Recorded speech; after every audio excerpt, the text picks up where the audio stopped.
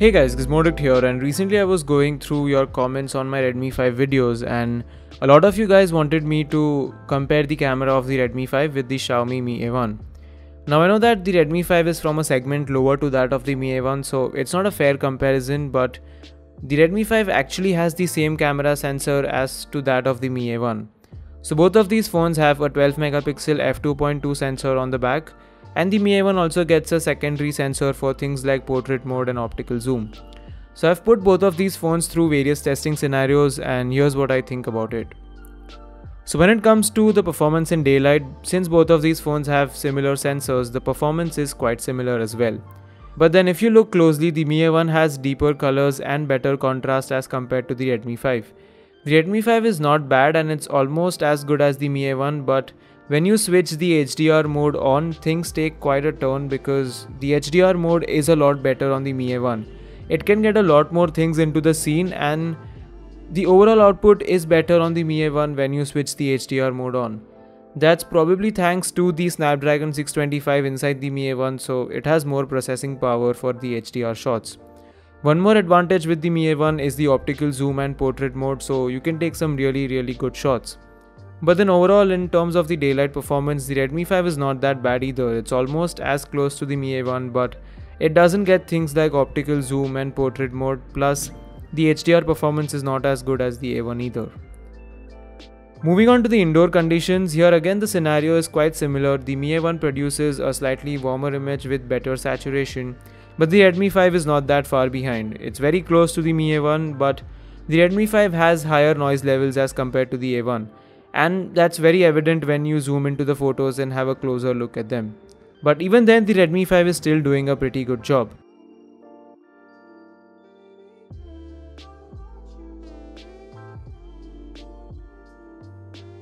Moving on to the extremely dimly lit scenarios, here's where the Mi A1 takes a striking lead because it can get a lot more things into the scene. The Redmi 5 is good, but it's not as good as the Mi A1. The focusing as well as the image is a lot better on the A1 as compared to the Redmi 5. And although both of these phones have the same sensors, they shoot with the same ISO levels, I think it's the image processing on the Mi A1 that's bringing the better output out of the two phones. So in extremely low lighting, the Mi A1 is definitely going to be better. Now flipping to the front facing cameras on these two phones, they both have a 5 megapixel sensor, but the Redmi 5 also gets an LED flash. When it comes to the output, I think the colors are better on the Mi A1, and although the Redmi 5 has a flash, I didn't use it that much, and unless you are in an extremely dimly lit scenarios, the flash is pretty useless. Finally, coming to the video performance, the Mi A1 obviously does a better job because it can shoot at 4K, plus the focusing is also faster on this phone. The Redmi 5 is not that bad either, but the Mi A1 definitely wins with the 4K resolution. So after looking at all of the camera tests and samples, the Mi A1 is obviously the better phone out of these two.